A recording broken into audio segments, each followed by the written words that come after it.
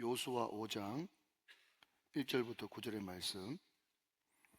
네, 이 계시의 말씀을 한 절씩 나눠서 교독하시고 마지막 절 합독하실 때 살아계신 하나님의 음성을 들을 수 있기를 원합니다. 제가 먼저 1절을 읽죠. 요단 서쪽의 아모리 사람의 모든 왕들과 해변에 가나안 사람의 모든 왕들이 여호와께서 요단물을 이스라엘 자손 앞에서 말리시고 우리를 건너게 하셨음을 듣고 마음이 녹았고 이스라엘 자손들 때문에 정신을 잃었더라. 그때 여호와께서 여호수아에게 이르시되 너는 부싯돌로 칼을 만들어 이스라엘 자손들에게 다시 할례를 행하라 하시며 여호수아가 부싯돌로 칼을 만들어 할례산에서 이스라엘 자손들에게 할례를 행하니라. 여호수아가 할례를 시행한 까닭은 이것이니 애굽에서 나온 모든 백성 중 남자 곧 모든 군사는 애굽에서 나온 후 광야길에서 죽었는데 그 나온 백성은 다 할례를 받았으나 다만 애굽에서 나온 후 광야길에서 난 자는 할례를 받지 못하였음이라. 이스라엘 자손들이 여호와의 음성을 청종하지 아니하므로 여호와께서 그들에게 대하여 맹세하사 그들의 조상들에게 맹세하여 우리에게 주리라고 하신 땅 곧 적과 꿀이 흐르는 땅을 그들이 보지 못하리라. 애굽에서 나온 족속 곧 군사들이 다 멸절하기까지 40년 동안을 광야의 셈이었더니 그들의 대를 잇게 하신 이 자손에게 여호수아가 할례를 행하였으니 길에서는 그들에게 할례를 행하지 못하였으므로 할례 없는 자가 되었음이었더라. 백성에게 할례 행하기를 마침에 백성이 준중 각 척수에 머물며 낫기를 기다릴 때에 같이요 여호와께서 여호수아에게 이르시되 내가 오늘 애굽의 수치를 너에게서 떠나가게 하였다 했었으므로 그곳 이름을 오늘까지 길갈이라 하느니라. 아멘 아멘. 자, 우리 예배분들과 한번 반갑게 인사하시고 말씀 들읍시다. 구슬 훌쩍 뛰어넘어 베스트 인생이 되십시오. 인사하시기 바랍니다. 다 그렇게 되시기를 주님의 이름으로 축원합니다. 제가 최근에 동영상을 이렇게 보면서 각 스포츠 종목의 최고 또 한 획을 그은 사람들의 또 일상이나 인터뷰를 제가 본 적이 있습니다. 제 관심은 연봉을 수백억 수천억 받고 또 올림픽에서 금메달을 딴 이 사람들이 과연 무엇이 방법이고 무엇이 비결이길래 올림픽에서 금메달을 따고 연봉을 수백억 천억 이상 받냐.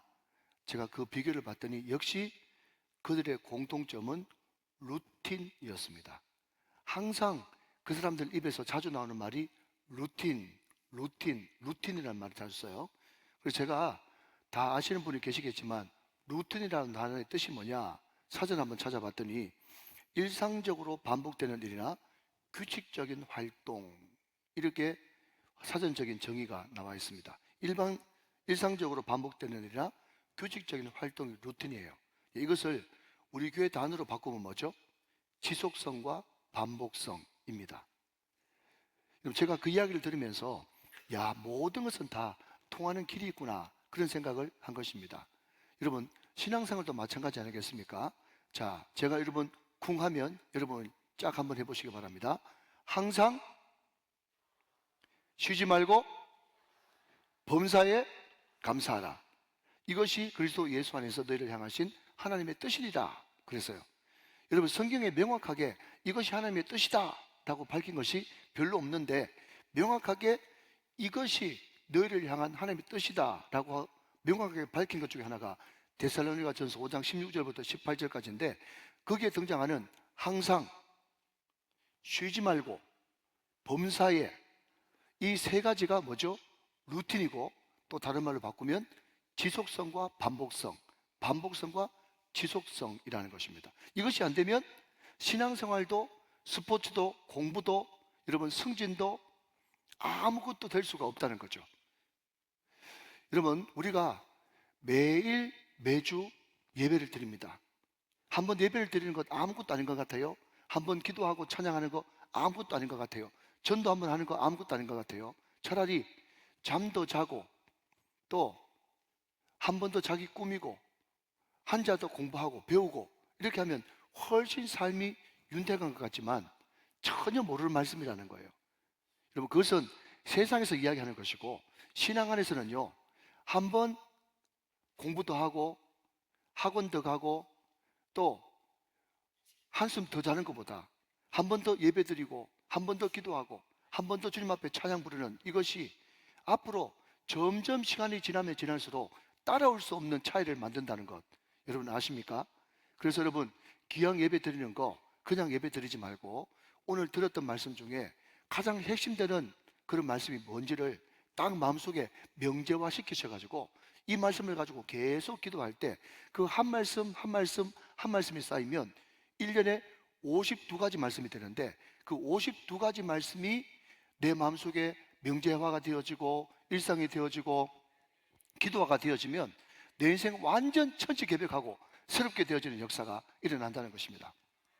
믿으시면 아멘 하시기 바랍니다. 제가 지난주 수요일 날 제가 30여 년 전에 근무했던 육군 제3사관학교에 가서 제가 충성대교에서 말씀을 전했어요.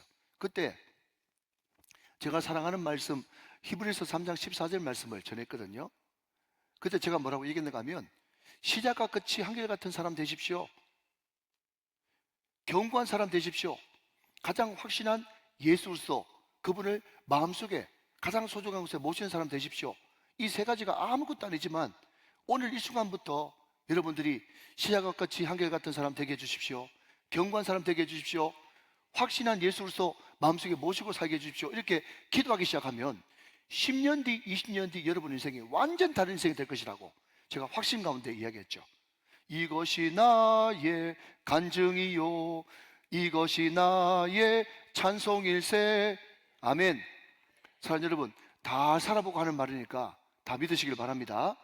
자, 그러면 여러분 제가 금방 명제화라고 하는 좀 어려운 단어를 썼는데 그 명제화가 뭐냐 하면요, 여러분 우리가 때로는 책을 읽고 영화를 보고 어떤 강연이나 설교를 듣지 않습니까? 그러면 30분 40분 설교 다 들은 다음에 마지막으로 내가 결단하는 나의 말씀 한 줄 평, 한 줄의 말씀, 그 말씀을 요약하는 거예요. 그것이 계속 쌓이는 것이 중요하단 말이죠. 자, 여러분 예를 한번 들어보겠습니다. 우리가 요수아 1장을 살펴봤죠.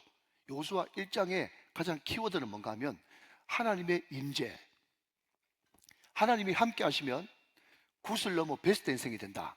그것이 요수아 1장의 키워드였어요. 제 관점에서 보면 말이죠.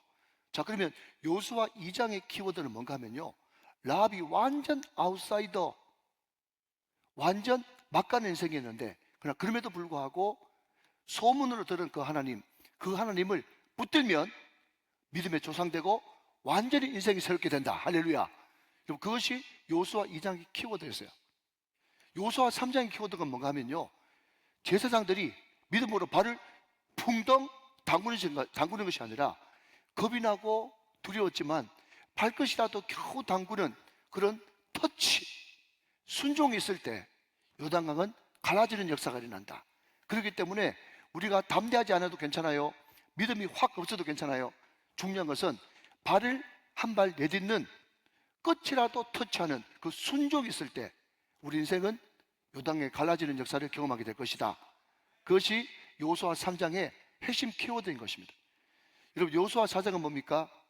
하나님께서 요단강이라고 하는 죽음 같은 강, 그것이 물질의 문제든지 사업의 문제든지 자녀의 문제든지 또 인간관계의 고통이라든지 또 공부의 문제라든지 여러 가지 문제가 있을 때 그럼에도 불구하고 언약궤 되시는 예수님 따라서 말씀 따라서 눈 감고 가든 눈 뜨고 가든 상관없이 예수님 끝까지 따라가고 말씀 끝까지 따라가면 반드시 하나님께서 요단강이 내 뒤에 있는 역사, 어느 순간인가 요단강을 건너버리는 그런 역사를 반드시 보게 하실 것이다. 사랑하는 여러분, 이것을 한 줄 평으로 내 나름대로 정리를 하는 거예요. 그래서 그때부터 여러분 그 말씀 붙들고 일주일 내내 묵상하고 곱씹으면서 기도하는 것입니다. 하나님 임재하여 주옵소서, 하나님 함께하여 주옵소서. 내 인생 주님 만나면 완전히 바뀌는 인생 될 줄로 믿습니다. 순종케 하여 주옵소서, 말씀 따라가게 하여 주옵소서, 예수님 따라가게 하여 주옵소서. 사랑하는 여러분, 지금 한마디 기도하는 거, 지금 기도하는 거 1분도 안 됐잖아요.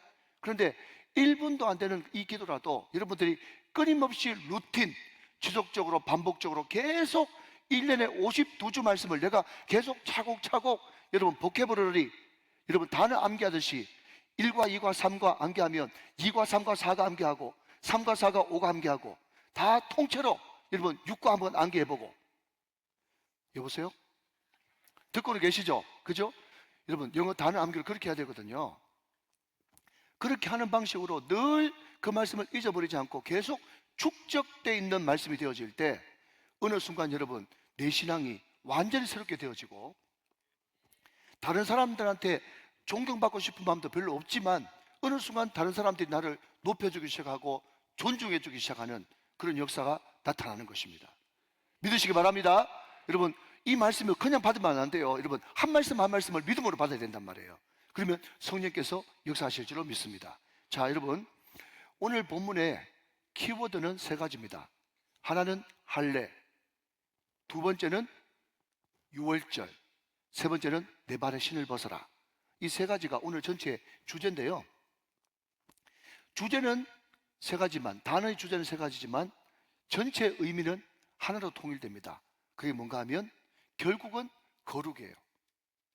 할례도 거룩이고 유월절도 거룩이고 내 발에 신을 벗는 것도 거룩입니다. 자, 여러분 여기서 한번 따라 하시면 좋겠습니다. 거룩은 상태 개념이 아니라 관계 개념이다. 시작. 거룩은 상태 개념이 아니라 관계 개념이다. 우리 교회를 루틴하게 오셔서 예배 드리신 분은 이 이야기를 몇 번 들었겠습니다만은, 여러분 이게 무슨 말인가 하면 우리가 흔히 거룩이라 그러면요, 일단 성경책 이런 거 가지고 다니면 불합격이에요. 여러분 거룩하려 그러면 일단 성경책이 이거보다 한 3배 정도 더 커야 됩니다. 3배 정도 더 큰 이 성경책을 여러분 반드시 왼쪽 가슴에 끼고 항상 눈은 전방 15도를 향하면서 말도 천천히 걸음도 천천히 걸으면서 입가에는 만연한 미소를 머금고 할렐루야 이렇게 하는 것을 여러분 거룩이라고 착각한다는 거예요. 물론 그것도 거룩의 한 단면일 수 있겠죠.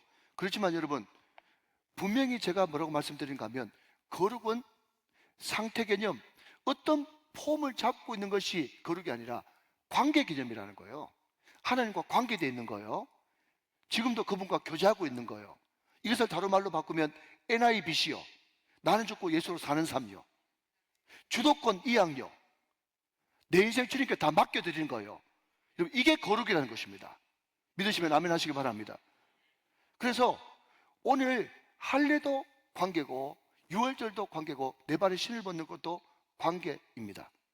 자, 여러분 오늘 본문에 보시면 말이죠, 이스라엘 백성들이 이제 요단강을 건너면서 하나님이 12지파의 대표 선수 뽑아가지고 요단강 한가운데 있는 돌 12개를 옮겨서 길갈에 제단을 쌓아라, 기념비를 세워라 그랬어요.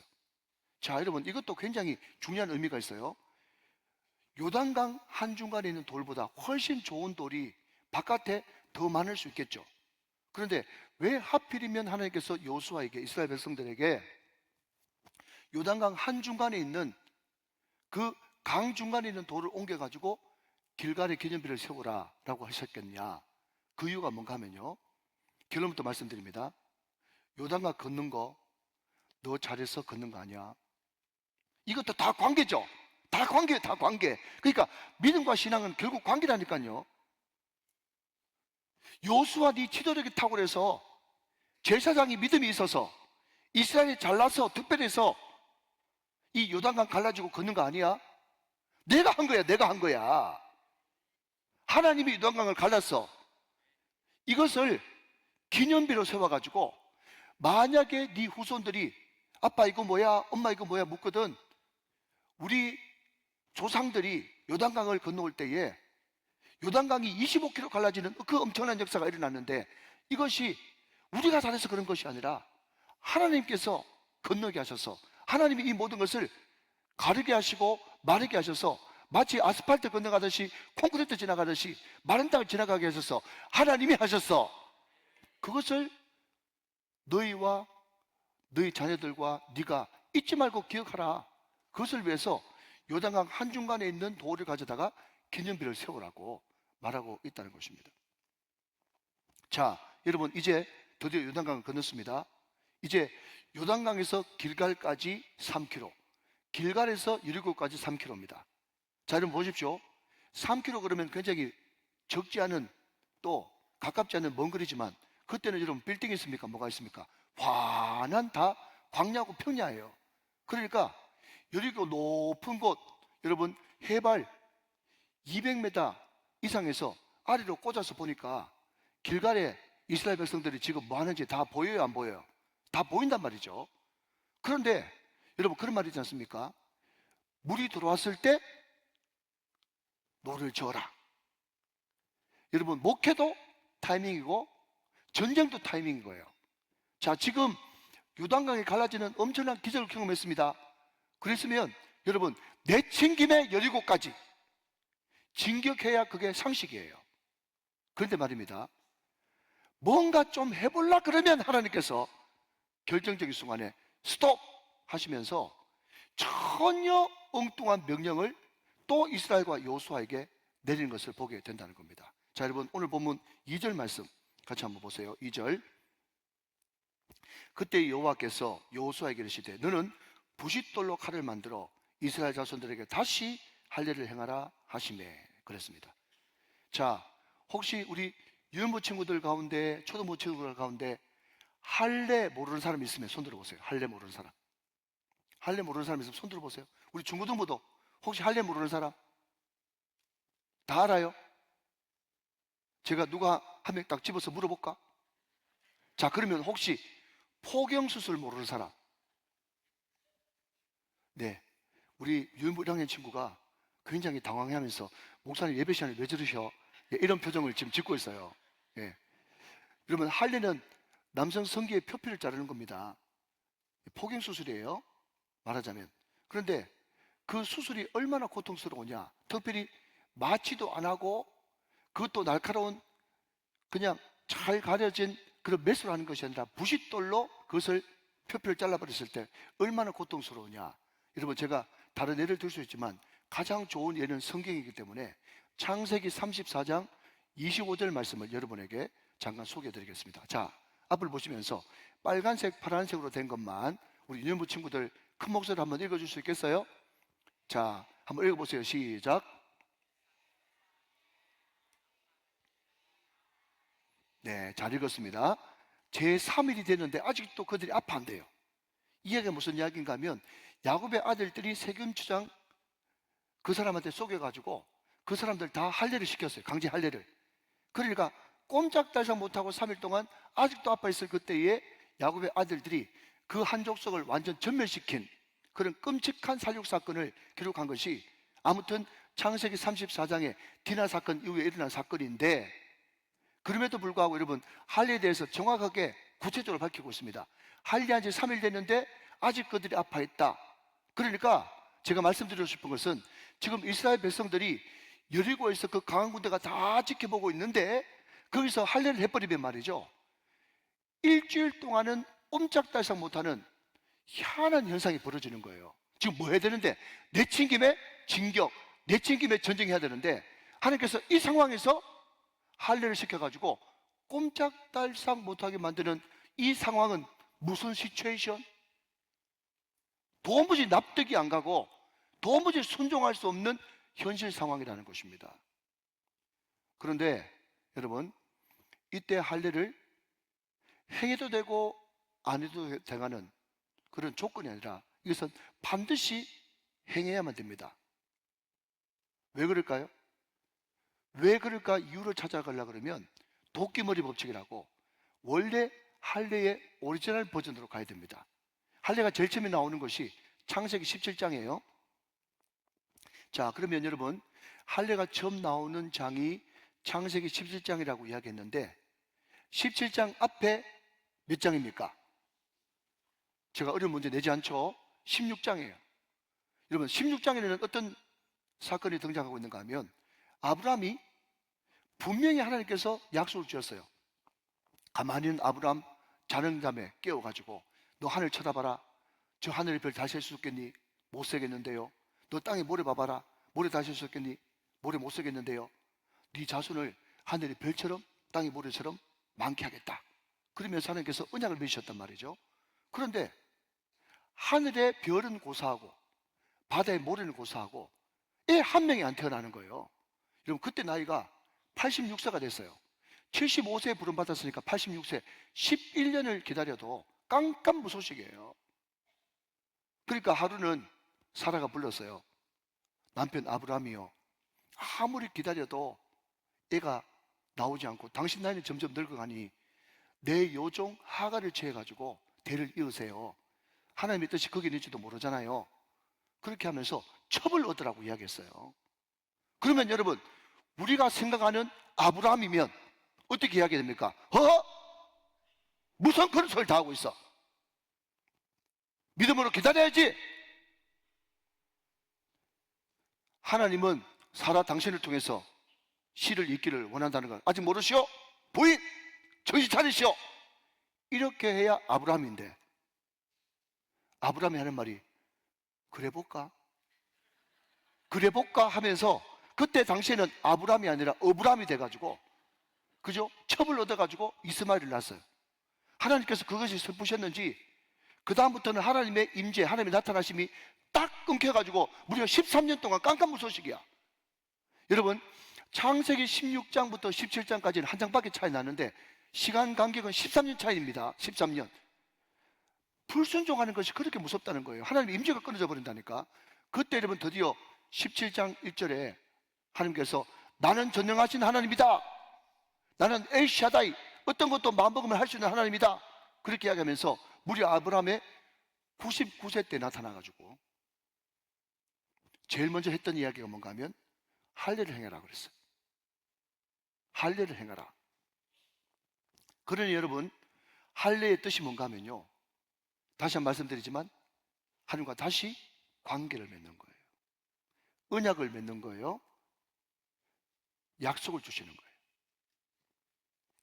그러면서 너를 통해서 큰 민족을 이루겠고 너 자손을 통해서 왕이 나게 하리라 라고 하는 약속. 여러분, 약속은 혼자 하는 거예요? 같이 하는 거예요?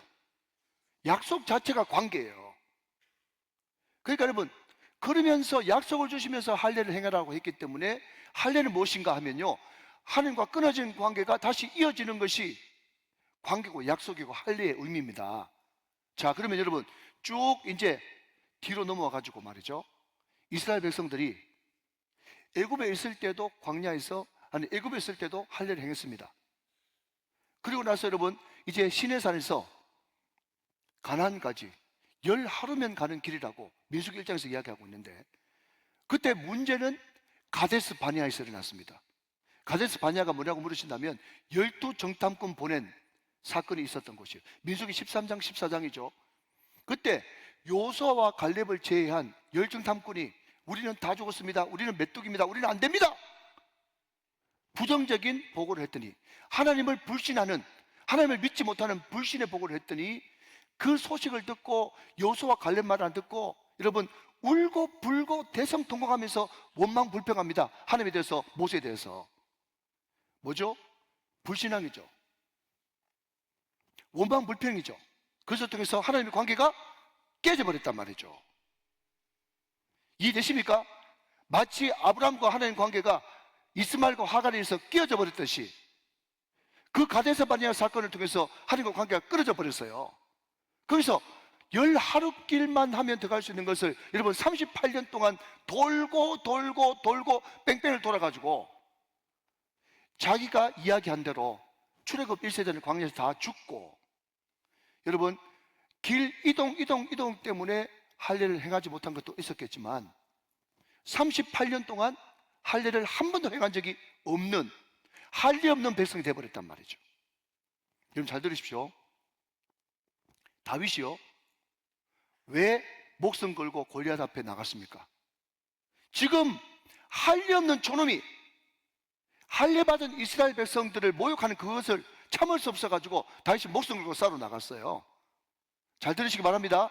여러분, 사울이 왜 마지막에 길보아 전투에서 자기를 해서 죽습니까? 혹시나 할례 없는 저놈들 손에 내가 죽을까봐 자기가 스스로 자기를 해서 죽을 만큼 이스라엘 백성들한테는 할례가 너무 중요한 거예요. 여러분, 할례는 하나님의 사랑의 반지와도 같아요. 할례는 약속이고, 할례는 관계고, 할례는 하나님의 사랑이에요. 그런데 여러분, 지금 이스라엘 백성이 이제 드디어 가나안 땅 첫 입구 여리고를 정복하고 앞으로 계속 여리고 가나안 땅을 정복해서 하나님께서 약속하신 땅을 차지해야 되는데, 약속 없는 백성이 약속의 땅을 차지한다. 그게 말이 돼요, 안 돼요? 안 되는 거예요. 무슨 말인지 이제 이해되시겠죠? 가나안 땅은 약속의 땅이에요. 하나님과 순종함으로 차지하는 땅이란 말이죠. 그런데 전혀 할례도 안 받은 약속도 없는 백성이 그 땅을 차지한다. 이게 도대체 말은 말인데 마치 무슨 말과 같은가 하면요, 네모난 세모예요. 이런 수준 높은 이야기를 이해하시겠습니까? 말은 있지만 실제는 없는 거예요. 그렇기 때문에 여러분, 반드시 이스라엘 백성들은 할례를 받아야만, 하나님과 다시 관계를 맺어야만 그 땅에 들어갈 수 있단 말이죠. 그래서 이것은 그렇기 때문에 필수가 아니고, 여러분, 조건이 아니고 필수예요, 필수. 여러분, 2절 말씀을 다시 한번 보시면요, 거기에 제가 부싯돌이라고 하는 단어하고 다시라고 하는 단어에 제가 주목시켜 놨습니다. 여러분, 이 시대 때 이스라엘도 이미 청동기 문화였어요. 가나안은 철기 문화도 있었습니다. 그런데 하필이면 부싯돌로 할례를 행하라고 그래요. 그게 뭐죠? 아브라함의 언약을 다시 리마인드 시켜주는 거죠. 또 한 걸음 더 나가서 이 다시라고 하는 이 단어도 굉장히 중요한 단어인데, 이 다시가 히브리 말로 한번 따라 보실까요? 슈브, 시작, 슈브입니다. 슈브. 여러분, 이 단어가 왜 중요하다고 이야기하는가 하면요, 그 유명한 시편 23편 3절 말씀에 내 영혼을 소생시키시고 할 때 그 소생이 슈브예요. 자, 소생, 다시, 이 두 단어도요, 관계가 들어가 있는 말입니다.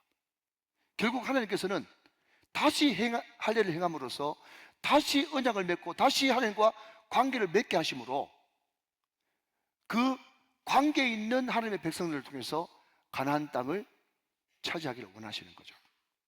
자, 여러분, 그런데 말입니다, 이스라엘 백성들 마음속에 인간적인 그런 마음이 있어가지고 우리가 여기서 할례를 다 행해버리면 우리는 꼼짝없이 죽을 수도 있지 않겠냐, 그렇게 생각하는 사람들도 그 중에 있었겠죠.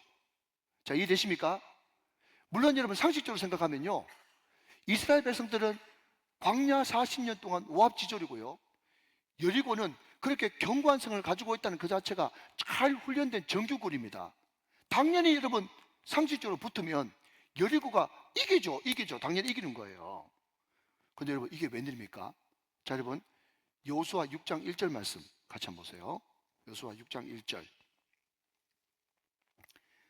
이스라엘 자손들로 말미암아 여리고는 굳게 닫혔고 출입하는 자가 없더라 그랬어요. 자, 이스라엘 자손들로 말미암아 여리고가 굳게 닫혔고 출입하는 자가 없더라, 이 말이 무슨 말인가 하면요, 지금 여리고가 문을 딱 끌어 잠그고 말이죠, 벌벌 떨고 있는 모습을 보게 된다는 거예요. 그럼 왜 그러냐? 객관적인 전력으로는 여리고가 훨씬 강한데 왜 이런 일이 벌어지냐? 그 사람들이 왜 벌벌 떨고 지금 문을 딱 끌어 잠그고 지금 나 잡아 잡십시오. 여러분, 그때 인간적으로 보면 저놈들 다 할례 행했는데 이상하네 하면서 징계하면 이스라엘 백성들 다 죽을 판인데 왜 그렇게 못하고 딱 문을 끌어 잠그고 꼼짝달싹 못하냐? 궁금하시죠? 항상 궁금한 순서대로. 자, 여러분, 쭉 넘어가서 앞으로 넘어가서 여호수아 5장 1절 말씀, 거기에 답이 있습니다. 여호수아 5장 1절 제가 있습니다. 요단 서쪽의 아모리 사람들의 모든 왕들과 해변에 가나안 사람들의 모든 왕들이, 자, 주어가 나옵니다. 여호와께서 요단물을 이스라엘 자손들 앞에서 말리시고 우리를 건너게 하셨음을 듣고 마음이 녹았고 이스라엘 자손들 때문에 정신을 잃었더라. 할렐루야. 여러분, 왜 그 사람들이 얼마든지 쳐들어와서 죽일 수 있는데 문을 딱 끌어잠그고 꼼짝달싹 못하고 있었냐? 봤더니요, 결국 주어는 누구예요? 여호와께서예요. 여호와가 어떤 분인지 압니까? 우리와 관계 맺기를 원하시는 분. 하나님은 전능하신 하나님, 여호와는 우리와 관계 맺기를 원하시는 하나님. 새벽기도 나오면 귀에 못이 박히도록 들었을 겁니다.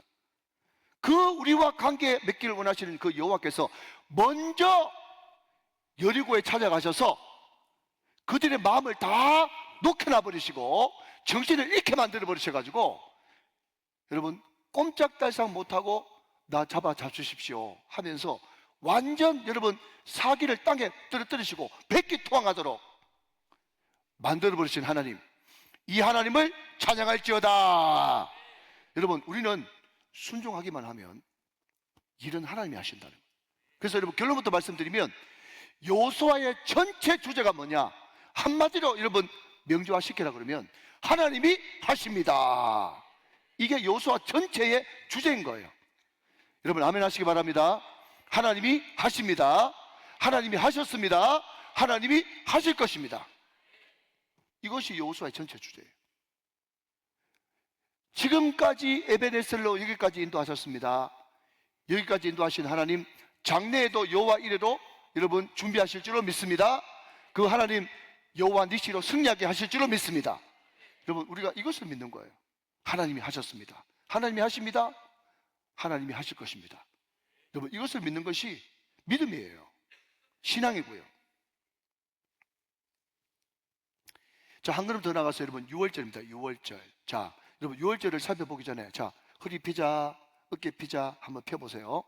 자, 여러분에게 동의를 좀 구하고 싶어요. 여러분 제가 오늘 설교의 주제가 세 가지로 말씀드렸어요. 첫 번째가 뭐라고요? 할례. 두 번째는요 6월절. 세 번째는요 네 발의 신을 벗으라. 자, 오늘 두 번째 6월절하고 세 번째 네 발의 신을 벗으라 이거를 다 하려고 그러면 앞으로 1시간 더 설교 들으셔야 돼요. 자, 여러분에게 초이스를 드리겠어요. 자, 오늘은 6월절만 듣고 다음 주에 네 발의 신을 벗으라 이것을 듣고 싶은지, 아니면 1시간 더 듣고 싶은지. 1번, 2번. 1번이에요? 네, 1번 좋습니다. 여러분 1번이라고 했기 때문에 다음 주에는 네 발의 신을 벗으라 이것을 좀 특화시켜가지고 하도록 하고 6월절에 대해서 한번 살펴보도록 하겠습니다. 자, 푸근한 마음으로 한번 들어보시죠. 자, 여러분 먼저 앞장인 여호수아 4장 19절 말씀 한번 보십시다. 4장 19절 말씀. 자, 잘 보세요. 자, 시간 없기 때문에 다 생략하고. 자, 이스라엘 백성들이 요단강을 건너가지고 이제 길갈에 도착했을 그때가 언젠가 하면 첫째 달 10일이에요. 자, 유대력과 우리가 쓰는 태양력이 다르지만 편의상 1월 10일이라고 합시다. 알겠죠? 자, 그리고 나서 쭉 넘어가서 자, 여러분 몇 절 보시는가 하면 오늘 본문 5장 10절 한번 보세요. 5장 10절. 자, 거기 보니까 그달 며칠이라고 그랬어요? 14일 저녁이에요. 그러니까 1월 10일하고 1월 14일 이 어간에 할례 사건이 일어난 것입니다. 그러니까 이 할례라고 하는 것과 6월절이 뗄래야 뗄 수 없는 그런 연관관계가 있다는 것을 이야기하는 거예요. 한마디로 말씀드리면 이 사람들이 6월절을 제대로 지키기 위해서 할례를 행한 것이다 라고 이야기해도 전혀 틀리지 않습니다. 제가 서두에 말씀드렸어요.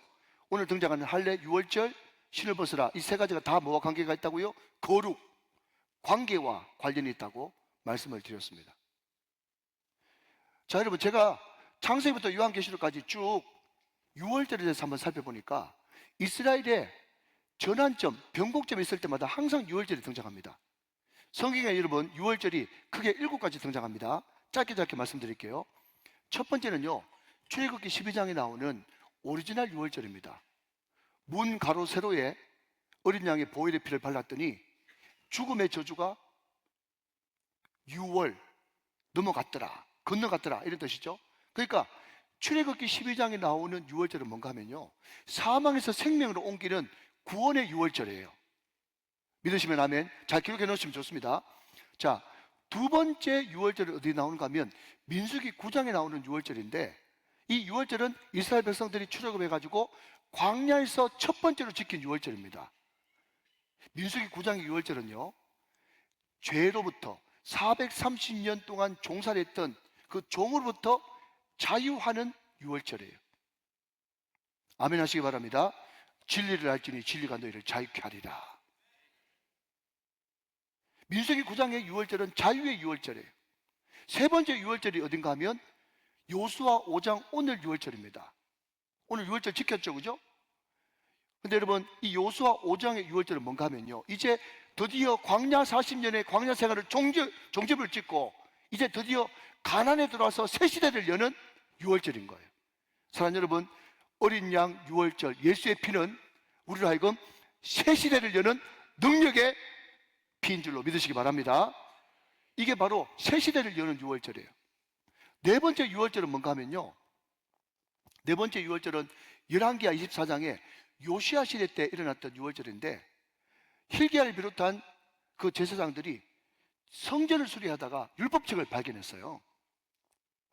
율법책을 읽으면서 요시야가 대성통곡을 하면서 회개를 하게 되고, 그 율법책에 의해서 여러분 유월절이 회복되는 부흥을 경험하게 됩니다.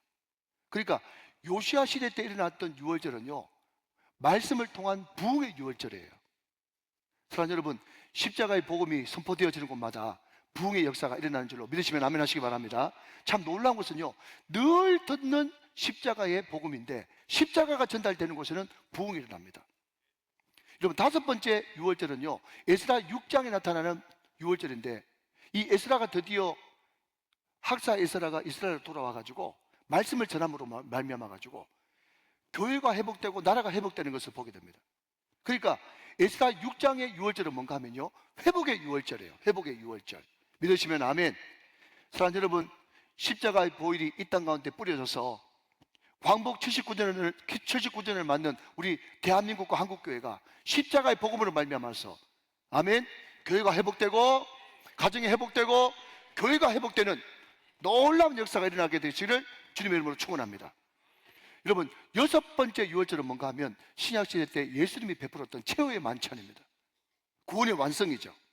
그리고 마지막 일곱 번째 유월절은 언젠가 하면 요한계시록에 나오는 어린 양 예수의 혼인잔치 유월절. 그러니까 7원 완전수지 않습니까? 그러니까 성경에 등장하는 유월절은요, 다 의미가 있는데 그 의미가 다 한 가지로 모여지는데 그게 바로 관계예요. 관계. 자, 여러분, 다시 한번 정리하면서 아멘 하시기 바랍니다. 유월절 어린 양의 피는 우리를 사망에서 생명으로 옮깁니다. 유월절 어린 양의 피는, 예수의 피는 우리에게 자유를 가져다 줍니다. 유월절 어린 양 예수의 피는 우리로 하여금 새 시대를 열게 만듭니다. 유월절 어린 양 예수의 피는 우리로 하여금 부흥을 일으키게 만듭니다. 유월절 어린 양 예수의 피는 우리로 하여금 회복의 역사를 일으킵니다. 사랑하신 여러분, 오늘 이 놀라운 세례와 십자가의 보혈을 통해서 예수님과 함께 여러분 이 놀라운 자유와 새 시대와 부흥과 회복을 경험하는 저와 여러분 다 되시기를 주 예수 그리스도의 이름으로 축원합니다. 축복합니다. 자, 여러분, 오늘 11절 12절 말씀을 이제 읽으면서 말씀을 정리해 보도록 하겠습니다. 자, 마찬가지로 11절을 제가 읽고 여러분이 12절을 읽어 주시기 바랍니다. 11절 말씀, 요수아 5장 11절. 유월절 이튿날에 그 땅의 소산물을 먹되 그날의 무교병과 볶은 곡식을 먹었더라. 12절 다 같이요. 시작. 또 그 땅의 소산물을 먹은 다음 날에 만나가 그쳤으니 이스라엘 사람들이 다시는 만나를 얻지 못하고 그 해에 가나안 땅에 소출을 먹었더라. 그랬어요. 여러분, 저는 이 말씀을 묵상하면서요, 두 가지가 번뜩 생각났어요. 한 가지는 뭔가 하면 하나님이 기가 막히게 주시고 기가 막히게 빼시는구나. 혹시 우리 중동부 여러분 낄낄 빨빨하고 들어보셨습니까? 맞나? 낄 때 끼고 빠질 때는 빠지고, 낄끼 빠빠가, 아무튼 여러분, 하나님은 이스라엘 백성들한테 정확하게 뭘 주시고, 할례를 부활시켜 주시고 유월절을 변화시켜 주시고 그 다음에 만나 내리는 것은 거두가십니다. 하나님은 이른 비와 늦은 비를 주시는 분이십니다. 최고의 시간에, 최고의 순간에 최고의 것을 주시는 분이십니다. 그럼 우리가 이것을 믿고 하나님이 하신 모든 일들은 다 옳습니다 라고 고백하면서 하나님이 우리에게 가장 적절한 것을 주셨다고 믿는 믿음이 우리에게 있어야 될 줄 믿습니다. 자, 한 걸음 더 나가서 여러분, 만나는요 무엇을 상징하는가 하면 모세 시대 때 기적을 상징하는 것입니다. 자, 여러분, 모세는 광야 40년 동안에 계속 기적의 영속이었습니다. 뭐죠? 홍해가 갈라지고 구름 기둥, 불 기둥, 만나와 메추라기, 반석에서 물이 터지는 기적을 늘 경험했어요. 근데 여러분 잘 한번 들어보십시오. 자, 이제 2분 안에 마칩니다. 자, 주목하시고, 이스라엘 백성들이 광야 40년 동안 기적을 늘 경험하면서 살았지만 그럼에도 불구하고 잠깐 짜릿하고 잠깐 시설했을 뿐이지 그 기적은 우리들에게 궁극적인 변화는 가져오지 못합니다. 우리 교회 초신자들은 안 그렇지만 다른 교회 초신자들 보면요, 응답도 빨리 받아요. 기도만 하면. 그런데 그 기쁨도 잠시, 금방 신앙이 슬퍼졌다, 기뻐졌다, 슬퍼졌다, 기뻐졌다, 업다운이 심한 것을 보게 됩니다. 그게 왜 그런가 하면 말씀 위주의 신앙생활을 하지 않고 기적 위주의 신앙생활을 했기 때문에 그런 거예요. 여러분, 지금 그리스도를 배교하고 이단으로 넘어간 많은 사람들 중에 다 기적을 옛날에 한번, 은사를 한번 경험하지 않은 사람이 없습니다. 그것은 여러분 대단한 뭔가를 본 것 같아도 우리 변화에 도움이 하나도 안 돼요.